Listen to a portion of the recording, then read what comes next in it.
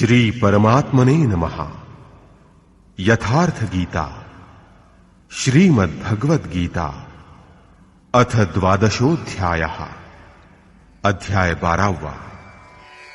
11व्या अध्यायाच्या शेवटी श्रीकृष्णानं वारंवार भर देऊन सांगितलं आहे की अर्जुना, तू पाहिलेलं माझं हे स्वरूप, हे विश्वरूप यापूर्वी कुणीही पाहिलेलं नाही आणि भविष्यातही कुणी पाहू शकणार नाही।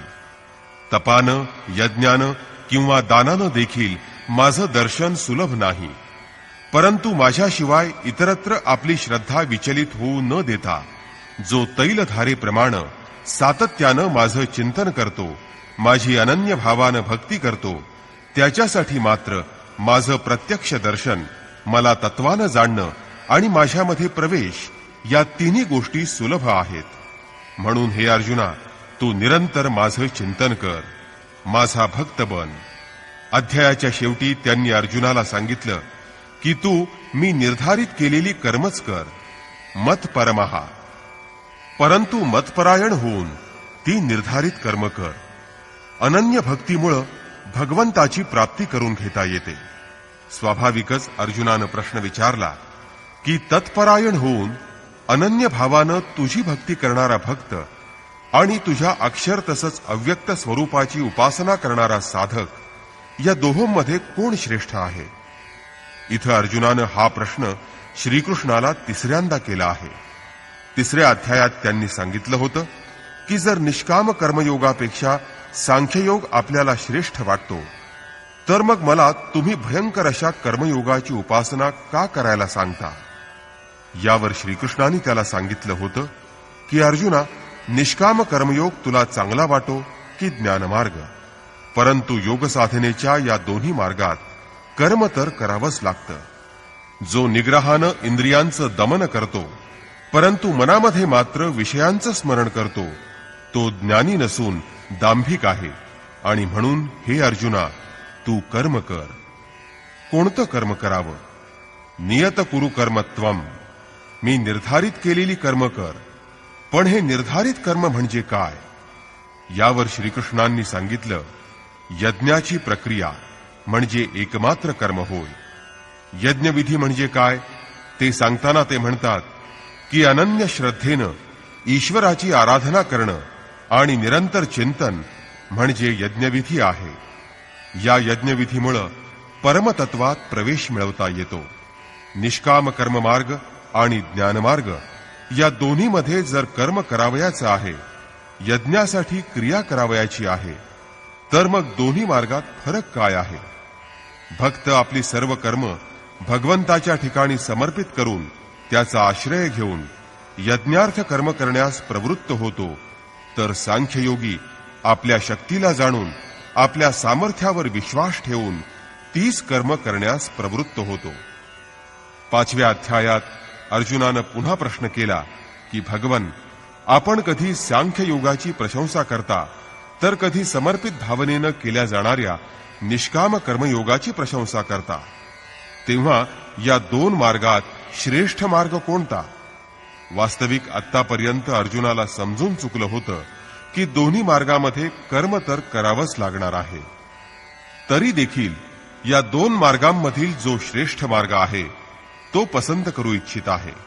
यावर श्रीकृष्ण अर्जुनाला समजावत म्हणाले, अर्जुना, दोन्ही मार्गांमध्ये कर्म करणारे मलाच प्राप्त होतात, परंतु सांख्य मार्गापेक्षा निष्काम कर्ममार्ग श्रेष्ठ आहे। निष्काम कर्मयोगाचं अनुष्ठान केल्याशिवाय ना कोणी योगी बनत, ना कोणी ज्ञानी। सांख्ययोगाचं आचरण करणं दुष्कर आहे, त्यामध्ये अनेक अडचणी आहेत।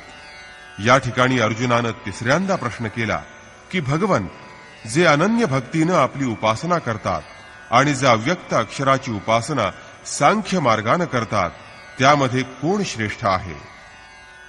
अर्जुन उवाच।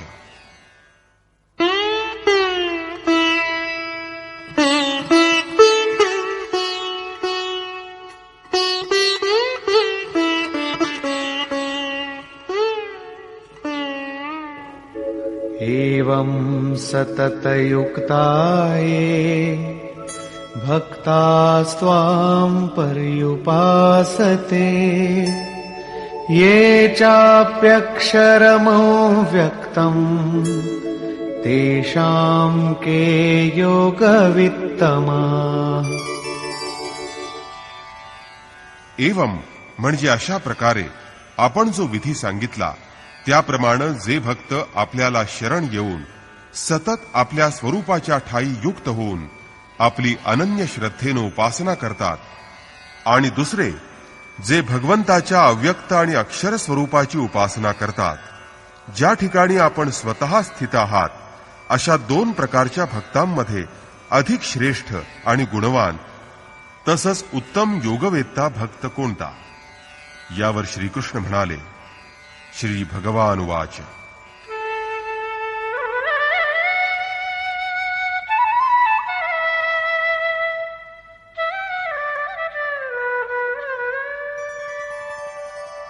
मय्यावेश्य मनो ये मां नित्ययुक्ता उपासते श्रद्धया परयोपेता ते मे युक्ततमा मता।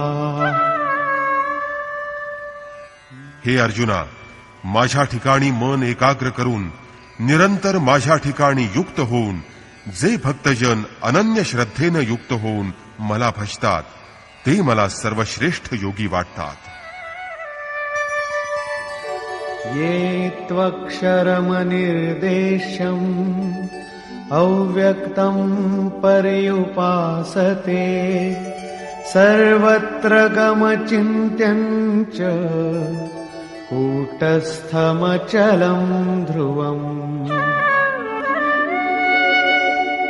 संयम्येन्द्रियग्रामम् सर्वत्र समबुद्धयः ते प्राप्नुवन्ति मामेव सर्वभूतहिते रताः।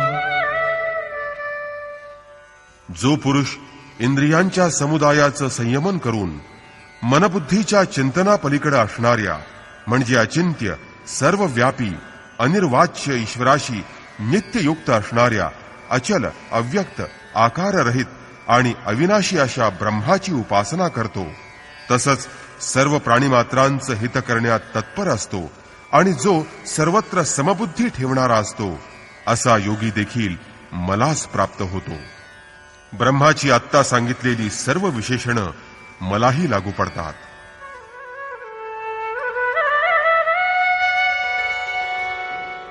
क्लेशोऽधिकतरस्तेषाम् अव्यक्तासक्तचेतसाम् अव्यक्ता हि गतिर्दुःखम् देहवद्भिरवाप्यते।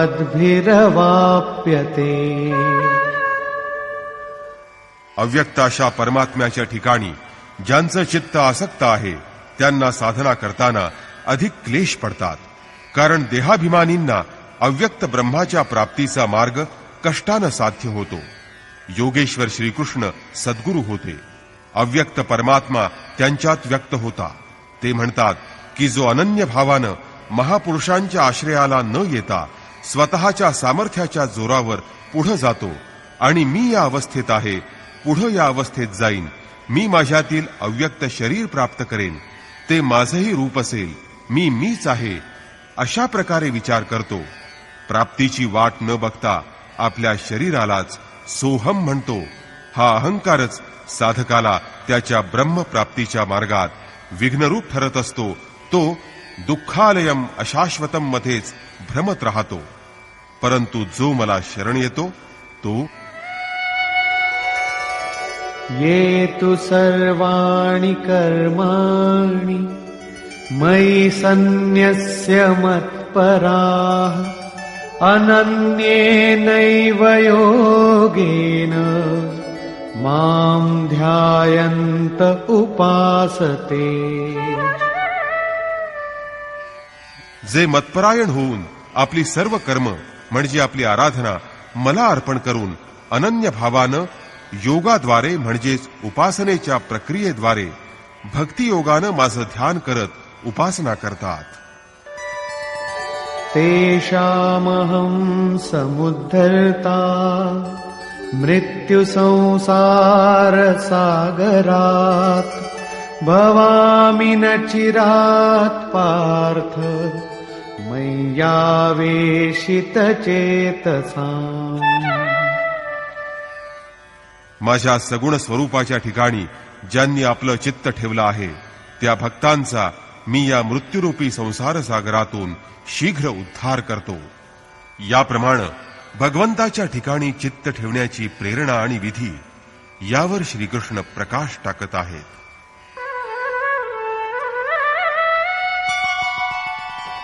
मय्येव मन आधत्स्व मयि बुद्धिं निवेशय निवसिष्यसि मय्येव अत ऊर्ध्वं न संशयः।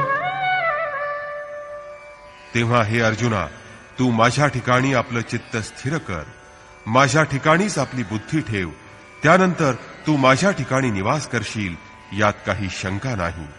तू जर आपलं मन आणि बुद्धी माझ्या ठिकाणी स्थिर करू शकला नाहीस, कारण अर्जुनानं मागं सांगितलं होतं की मनाला पकडणं हे वायूला पकडण्यासारखं कठीण आहे, तर त्या बाबतीत श्रीकृष्ण म्हणतात,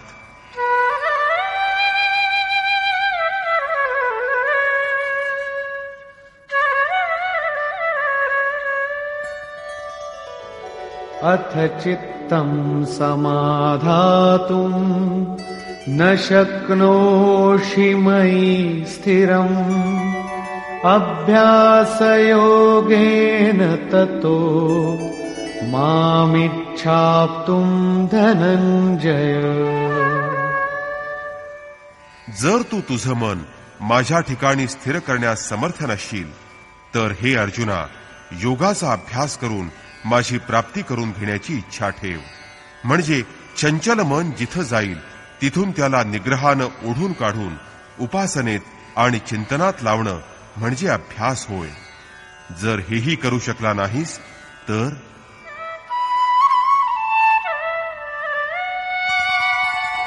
अभ्यासेऽप्यसमर्थोऽसि मत्कर्म परमो भव मदर्थमपि कर्माणि कुर्वन् सिद्धिमवाप्स्यसि। जर तू अभ्यास करण्यासही असमर्थ असशील तर तू माझ्यासाठी कर्म कर, अर्थात उपासना करण्यात तत्पर हो। या प्रकारे माझ्या प्राप्तीसाठी तू कर्म केलीस तर तू प्राप्तिरूपी सिद्धी प्राप्त करशील। म्हणजे अभ्यासानं तू माझी प्राप्ती करून घेऊ शकला नाहीस तर साधन मार्गाचा अवलंब कर।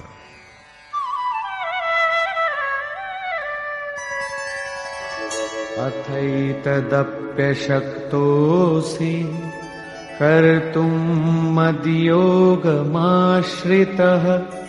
सर्वकर्मफलत्यागं ततः कुरु यतात्मवान्। जर हेही करण्यास तू असमर्थ असशील तर लाभहानीची चिंता न करता संपूर्ण कर्मफलाचा त्याग करून मद्योगांचा आश्रय करून म्हणजे स्वतःला माझ्या ठाई समर्पण करून महापुरुषाला शरण जा। त्यांच्या प्रेरणेनं कर्म आपोआप व्हायला लागेल। समर्पणाबरोबर कर्मफलाच्या त्यागाचं महत्त्व सांगताना श्रीकृष्ण म्हणतात,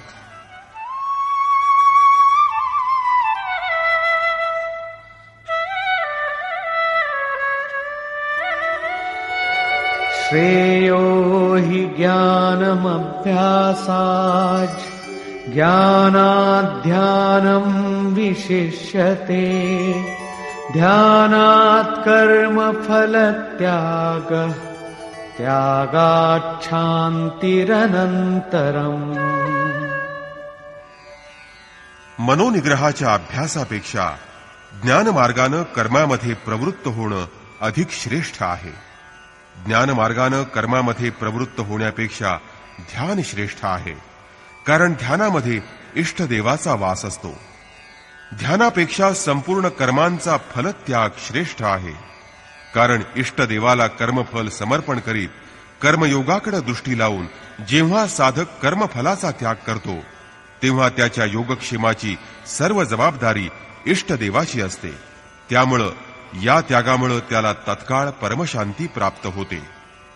आत्तापर्यंत योगेश्वर श्रीकृष्णांनी सांगितलं की अव्यक्ताची उपासना करणाऱ्या ज्ञानमार्गी साधकांपेक्षा समर्पणासह कर्म करणारा निष्काम कर्मयोगी अधिक श्रेष्ठ आहे. दोघं एकच प्रकारचं कर्म करतात, परंतु ज्ञानमार्गी साधकाच्या मार्गात अनेक अडचणी आणि विघ्न उपस्थित होतात. त्याच्या लाभहानीची सर्व जबाबदारी त्याच्या स्वतःवर असते, तर जो स्वतःची कर्म आणि कर्मफल भगवंताला अर्पण करतो त्या समर्पित भक्ताची जबाबदारी महापुरुषावर असते. त्यामुळं कर्मफल त्यागामुळे त्याला त्वरित शांती प्राप्त होते.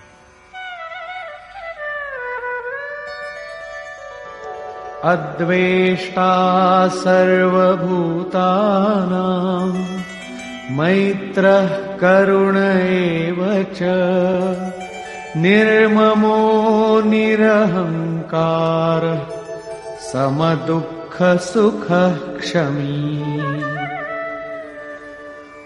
या प्रकारे परमशांती प्राप्त झालेला पुरुष सर्व भूतांच्या ठिकाणी द्वेषभावरहित, प्रेमानं वागणारा, निस्वार्थी, दयाळू आणि ममत्वरहित, अहंकाररहित, तसंच सुख दुःख समान मानणारा आणि क्षमाशील असतो.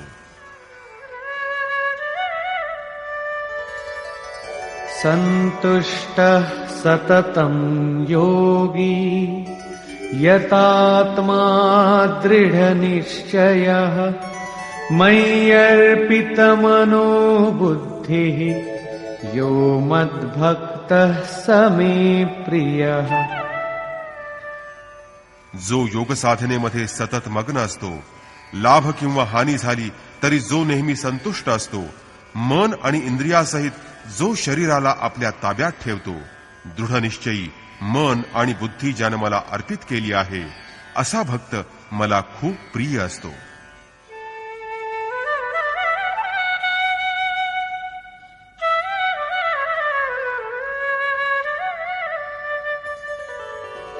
यस्मान्नो द्विजते लोको लोकान्नो द्विजते च यः हर्षामर्षभयोद्वेगैर्मुक्तो यः स च मे प्रियः.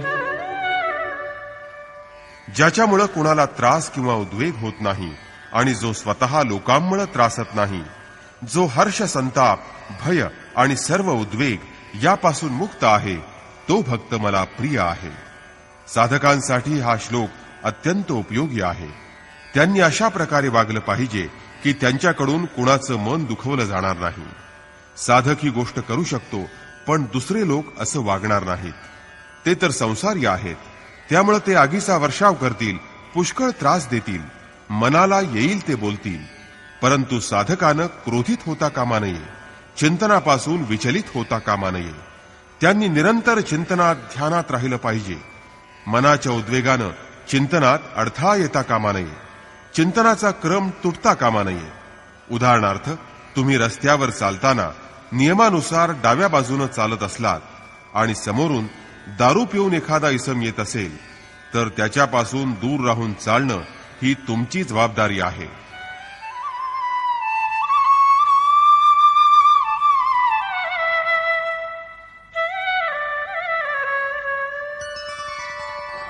अनपेक्ष शुचिर्दक्ष उदासीनो गतव्यथः सर्वारंभ परित्यागी यो मद्भक्तः स मे प्रियः.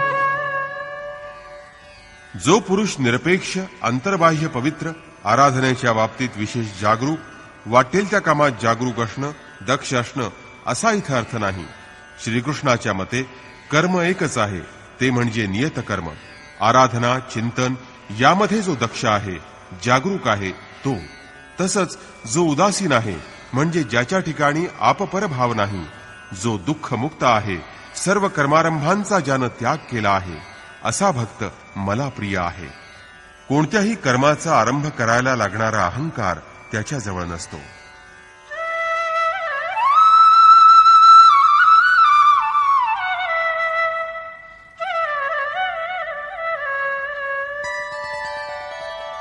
यो न हृष्यति न द्वेष्टि न शोचति न काङ्क्षति शुभाशुभ परित्यागी भक्तिमान्यः स मे प्रियः.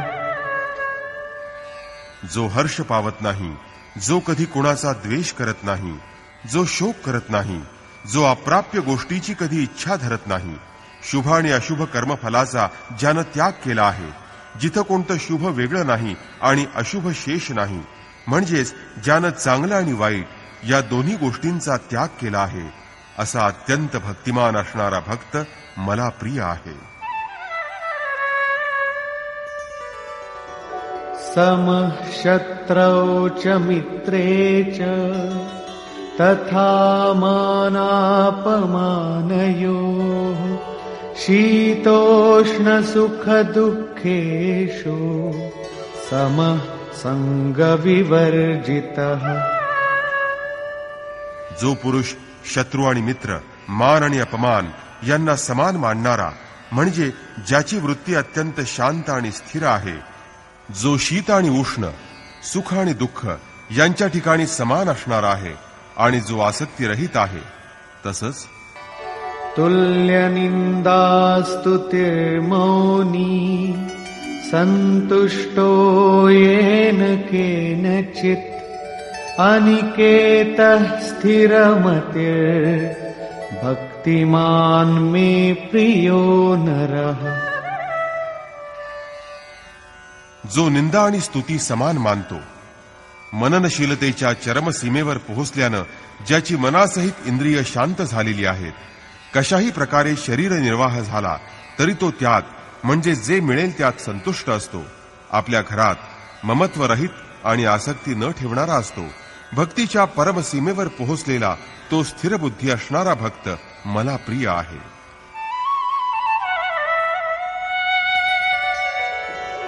ये तु धर्म्यामृतमिदम् यथोक्तम् पर्युपासते श्रद्धाना मत्परमा भक्तास्तेतीव मे प्रियाः. जो मतपरायण होऊन अत्यंत श्रद्धायुक्त असा माझा भक्त याआधी सांगितलेल्या धर्मरूप अमृताचं सेवन करतो, तो भक्त मला अत्यंत प्रिय आहे. निष्कर्ष. गेल्या अध्यायात योगेश्वर श्रीकृष्णांनी सांगितलं होतं की अर्जुना, जे माझं विश्वरूप तू पाहिलंस ते यापूर्वी कोणीही पाहू शकलं नव्हतं आणि भविष्यातही कोणी पाहू शकणार नाही.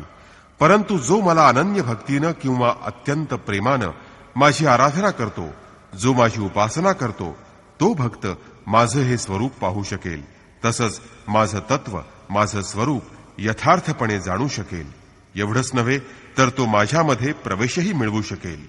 अर्थात परमात्मा ही एक अशी सत्ता आहे की जी प्राप्त करून घेता येते. म्हणून हे अर्जुना, तू भक्त बन. अर्जुनानं या अध्यायात प्रश्न केला की भगवन, अनन्य भावानं जो आपलं चिंतन करतो आणि जो अक्षर आणि अव्यक्ताची उपासना करतो, त्या दोन साधकांमध्ये उत्तम योगवेत्ता कोण आहे? योगेश्वर श्रीकृष्णांनी यावर उत्तर दिलं की दोघं मलाच तर येऊन मिळतात, कारण मी अव्यक्त आहे. परंतु जो इंद्रिय निग्रह करून मनाला सर्व बाजूंनी आवरून अव्यक्ताशा परमात्म्याच्या ठिकाणी आसक्त राहतो, त्याच्या मार्गात अनेक विघ्न निर्माण होतात. त्यांना अनेक क्लेश सहन करावे लागतात. जोपर्यंत देहाविषयी आसक्ती आहे, ममत्व आहे, तोपर्यंत अव्यक्त स्वरूपाची प्राप्ती दुःखपूर्ण आहे. कारण अव्यक्त स्वरूपाची प्राप्ती तर चित्ताचा निरोध आणि विलय झाल्यानंतर होत असते. त्यापूर्वी त्याचं शरीरच विघ्नरूप बनत असतं. मी आहे, मी आहे, मला प्राप्त करावयाचं आहे असं म्हणत म्हणत साधक शरीराकडेच वळतो. त्यामुळे तो विचलित होण्याची संभावना अधिक आहे. तेव्हा हे अर्जुना, तू तुझं सर्व कर्म मला समर्पण कर. अनन्य भक्तीनं माझं चिंतन कर. जे मतपरायण झालेले भक्तजन आपली सर्व कर्म माझ्या ठायी अर्पण करून देहधारी अशा माझ्या सगुण रूपाचं ध्यान करीत तैलधारेप्रमाणे निरंतर चिंतन करतात, त्यांना मी या संसाररूपी सागरातून शीघ्र पार करीत असतो, त्यांचा उद्धार करीत असतो. म्हणून भक्तिमार्ग श्रेष्ठ आहे. अर्जुना, माझ्या ठिकाणी मन लाव. जर मन लागत नसेल तर त्याचा अभ्यास कर. मन जिकडं धावेल तिथून त्याला खेचून आण आणि त्याचा निरोध कर.